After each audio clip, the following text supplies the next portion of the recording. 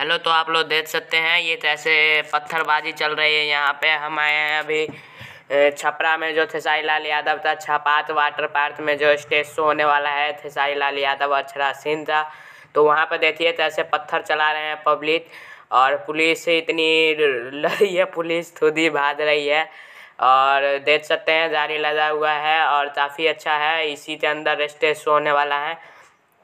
तो आप लोग यहाँ पे पहुँचे हैं या नहीं, कमेंट में ज़रूर बताइएगा। वीडियो लाइक कीजिए, शेयर कीजिए हमारे तमाम दोस्तों में, खेसारी फैंस में। ये देख सकते हैं कैसे ये सब चल रहा है, और काफ़ी अच्छे से ये शो होने वाला है। शाम 4 बजे तक ये शो होगा। तो आप लोग कितना इंजॉय कर रहे हैं इन शो, तो मोबाइल पे या टीवी पे देख रहे, मोबाइल पे देख रहे हैं या इंटरनेट पे या फेस टू फेस देख रहे हैं, ये हमें कमेंट में ज़रूर बताइएगा।